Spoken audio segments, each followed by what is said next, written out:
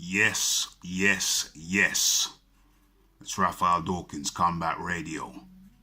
And today, we're talking about Bret Yormark, Deontay Wilder's protector, the inside man, the fixer.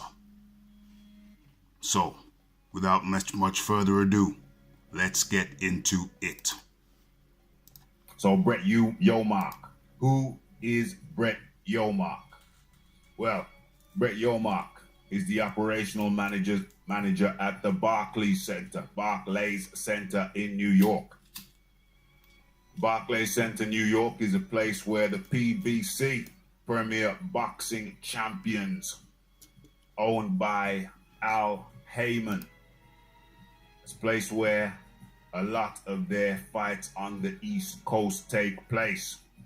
Bret Yormark is the operational manager there. Now, interestingly, Bret Yormark also has a leading role in the PBC LLC. He's one of the leaders, one of the chairmen of the board under Al Heyman's PBC. So let's be clear. Bret Yormark on the board of the PBC LLC under Al Heyman, owned. Operational manager at the Barclays Center, New York, East Coast, where the PBC run a lot of their championship fights. Already a conflict of interest, you may say. But wait, there's more. It gets deeper. Bret Yormark is also on the board of the WBC. Let that sink in. Let that sink in. So he works for Al Heyman. He works for the WBC. And he works for the Barclays Center. Can I hear someone say conflict of interest? Can I hear someone say conflict of interest? This man, Bret Yormark, is working for Al Heyman. And he works for the WBC. And he's in charge of booking fights at the Barclays Center. Can I hear somebody say corruption? Can I hear somebody say man on the inside? Can I hear somebody say serious conflict of interest? Inside man, string puller, puppet. That, ladies and gentlemen, is a Bret Yormark, the man who is on the inside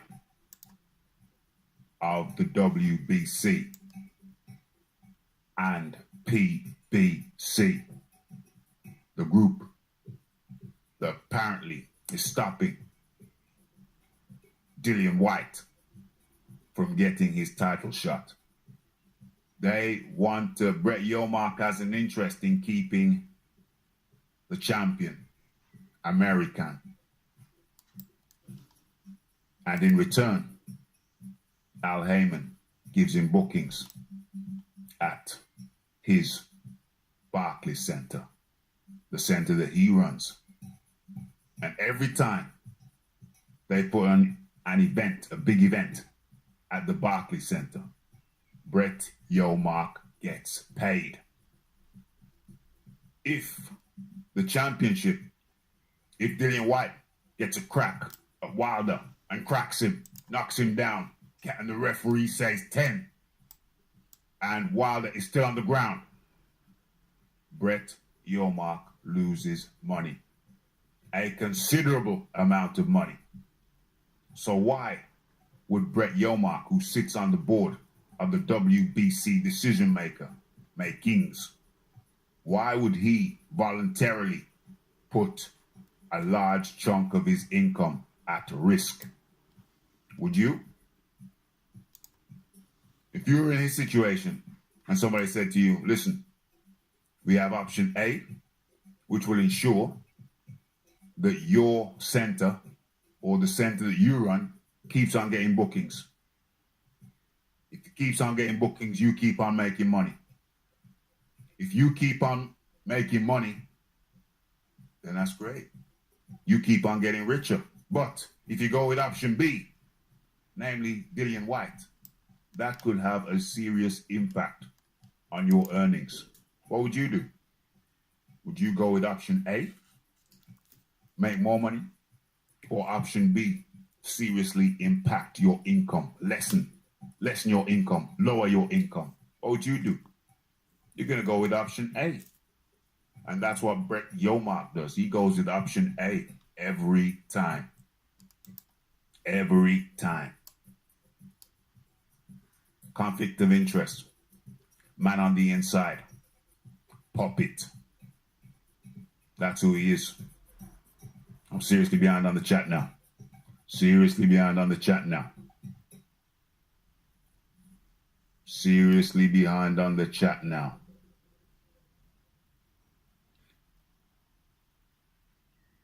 Bret Yormark loses money if Dillian White wins, because now those Barclays Center shows are not guaranteed. Fights could occur over in Los Angeles or Madison Square Garden, the most prestigious place, one could say, in boxing. So now Bret doesn't have any interest in Madison Square Garden. His interest is in the Barclays Center, the less prestigious place, the less prestigious option. So Dillian White wins, Bret Yormark loses money. Also, one has to assume. Also, Tommy Temper's in the house. I forgot to mention you earlier. Also, one can assume that in such situations, if you're doing a favor for a rich man and you're making his business money, how the hell are you not getting paid on top of that? So let's look at his income revenue. Let's look at the income revenue streams. Let's look at the income revenue streams of Bret Yormark. One, he's getting paid because he runs the Barclays Center. One income revenue stream. Two, he's getting paid because he works for the WBC, World Boxing Council. Sits on their board, decision-making board. 2, 3, he works for Al Heyman's PBC LLC. 3 income streams. Dillian White wins. That seriously impacts at least one income stream. That's the fight to the Barclays, which now switch over to maybe LA and the MGM LA. Oh, yeah. Or Madison Square Gardens, New York. So one income stream gets impacted. The second income stream, working for the PBC. If he's no longer any good to the PBC or less good to the PBC, his percentage goes down. 3, what about his kickback? Every time he does something favorable to the PBC, one can speculate, is he getting a kickback? So his kickbacks go down. So Bret Yormark is seriously impacted on 3 income streams if Dillian White wins. So why the hell would he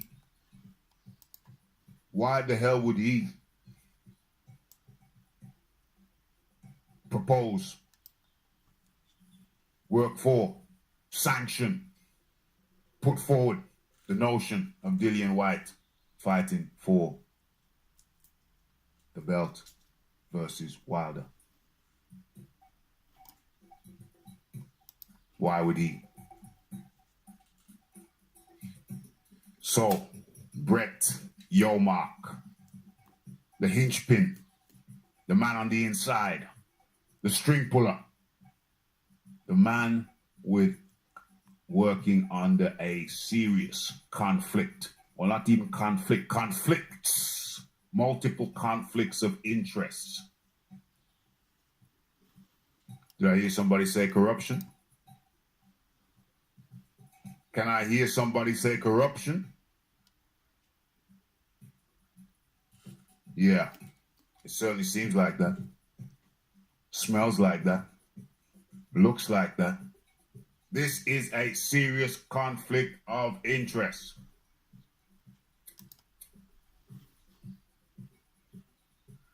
Serious conflict of interest, folks.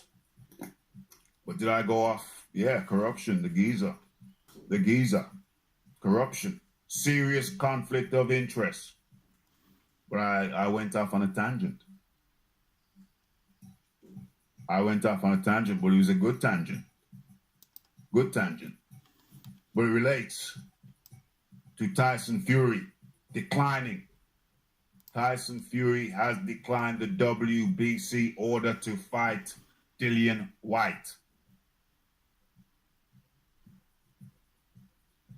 I'm smoking out the place. I'm smoking out the place, Tommy Temper. They want smoke, they've got smoke. Yes, yes, yes. That was my assessment. Part 1 of Bret. Bret the man. Bret Yormark. Deontay Wilder's protector. The inside man. The fixer. That was part 1. Stay tuned for part 2. If you have not subscribed already, please kindly do so. It's Raphael Dawkins, Combat Radio. Like, subscribe, comment, and share. The live show is at Monday, 9 p.m., Wednesday, 9 p.m., and Friday, 9 p.m. And we have the noon show on Saturday. Stay tuned for more. It's Raphael Dawkins, Combat Radio, and I'm out.